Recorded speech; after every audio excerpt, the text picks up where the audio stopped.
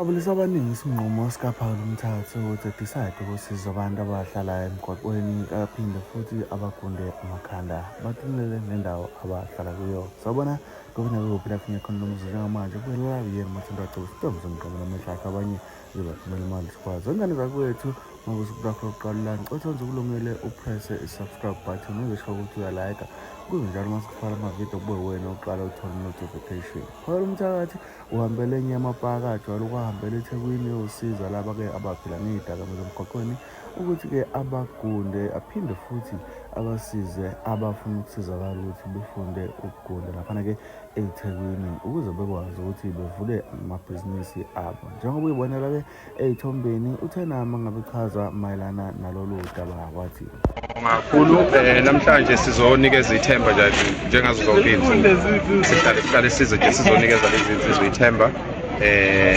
Namhlanje-ke sizobagunda, sizobaklina, sibabuyisela ukuzethemba.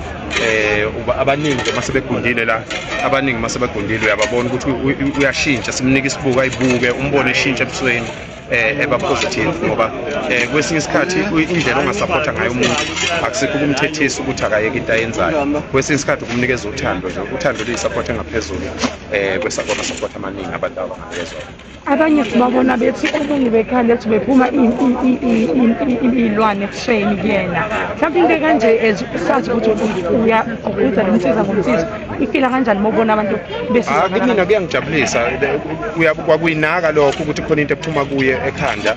Yebo yinto ebuhlungu, yinto embi, kodwa mina kuyangijabulisa ukuthi ukwazi ukuyibuka ayibone ukuthi kukhona ushintsho ngoba leyo dodo ophuma ekhanda ushintsho kuyena. Kade sibagqugquzela manje sibatshela ukuthi le ndlela ozizwa ngayo manje awuyicabanga ukuthi ngeke uyisebenzise as umuthi noma ikhambi elingakusiza ukuthi uphume kule nto kuyona.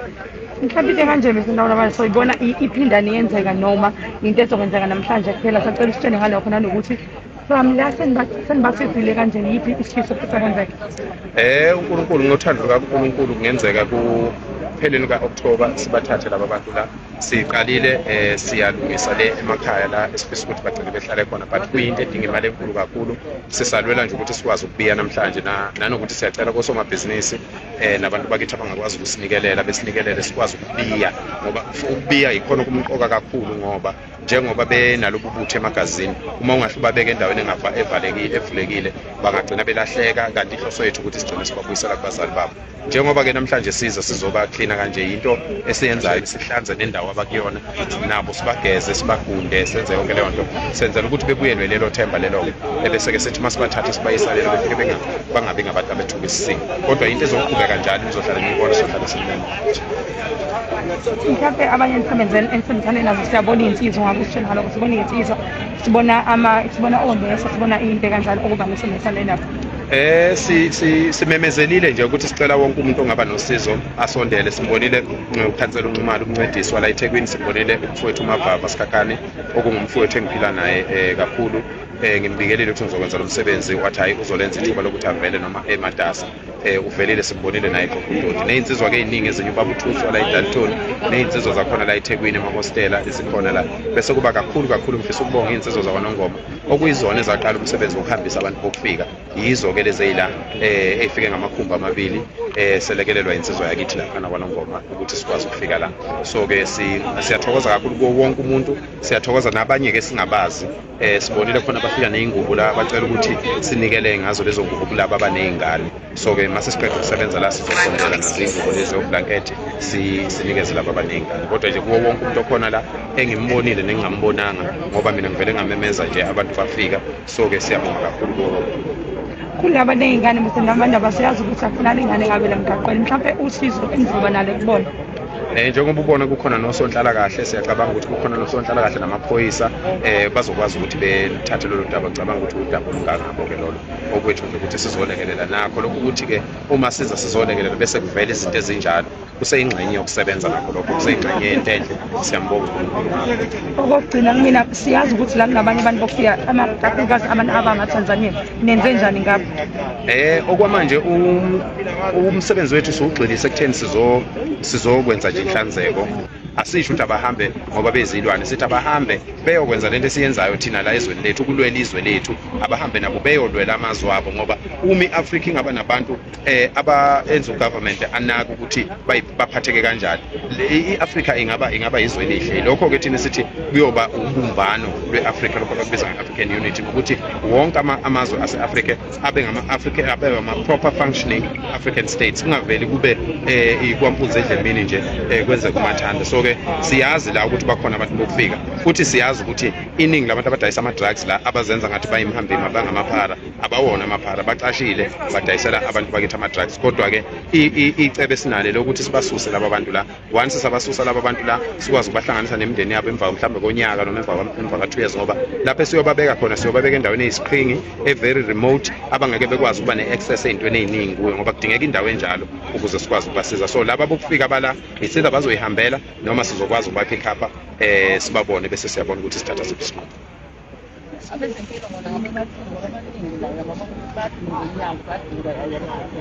Abezempilo basebenza kahle abezempilo bayazobasiza, bayazama ukubasiza, but sikhumbule ukuthi lobubuthi laba bantu abafaka egazini ubuthi obunobusathane nje phakathi, ngoba abantu abezempilo bayafika even isikhathi esiningi mangila baba khona bebathathe babayise ey'bhedlela, befike benyangwe, abanye babengcono, mayiqeda ukuba ngcono abuye eze la. So akusikho ukuthi ngoba belapha abanakiwe, ukuthi kuphela bane-access noma bakwazi ukufinyelela kwiyidakamizwa. So yingakho ngathi ukusebenza kwabantu abanikelayo nabasizayo engathi akuyi phambili, kodwa abantu bezempilo bayafika bezobabheka la, sengihlangane nabo kaningi.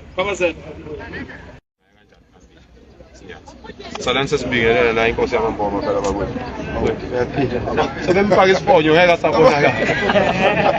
Yeah. So ngime no baba uNcumalo la umhlonishwa wakhona la eThekwini osebenza lapha emkhandlweni. Sekufike nayo inkosi yamamboma lapha uMavava ubhuti uMphosi Kakhane nangumfowethu uThusi ongomunye naye wabahola bakhona la eLokhuza. Bazongithethisa ke Mboma bethi ngivumelene ukuthi uze lesigqothe bazongithethisa ke Mboma. Ngiyabonga mkhulu. Ngoba ngempela senza isiqiniseko, senza iqiniso lodwa elokuthi kulezi zinto esizenza asidingi ipolitiki, kodwa lokho sigcizelelile ukuthi akekho umuntu ongavoti, mawuvota usepolitikini. So ipolitiki asiyibeke eceleni, senza umsebenzi wesizwe, abantu bayothanda lokho mangabe bebona ukuthi into yenzayo ikahle. Ngiyabonga Mboma ukuthi ufike kwethu.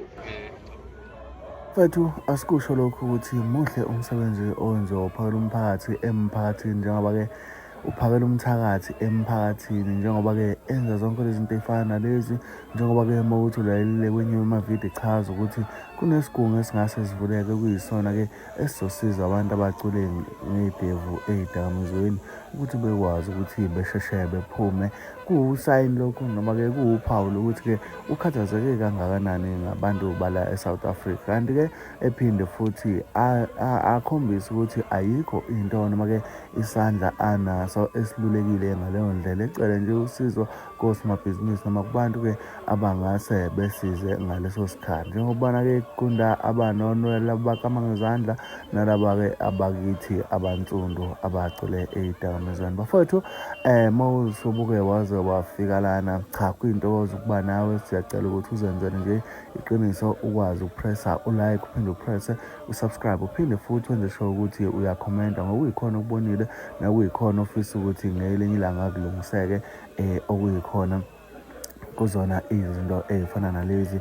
Ungakhohlwa-ke ukuthi mangabe-ke udinga ama-iPhone usuyakwazi ukuthi usithinte la eceleni. Kunenkampani-ke i-TD iPhone ekuyiyona ethe mangabe isithemba-ke yathi icela ukuthi sitshele nabantu bethu ukuthi-ke sikwazi ukuthi bekwazi ukuthi amafoni sebezowathola kubona, especially amafoni akwa-Apple njengokubona-ke esithombeni. Kanti-ke uma ukuthi uyayidinga ifoni ungasithinta laphana-ke enambeni yethu 079 841 4163. Siyakwazi ukuthi sikufikisele noma ngabe ikuphi la ukhona. Ile bhayi ka-3 months evumelekile njengoba uyibona laphana-ke esithombeni ama-iPhone kuyiwona akhona-ke nenani abiza lona. Ngabonga mangabe usufike isikhathi. Ngicela ukuthi ngisho ukuthi uyalike, uyasubscribe, uyakhomenta ukuze njalo uma sikufakela ama-notification amavidiyo kube wena oqala othola i-notification.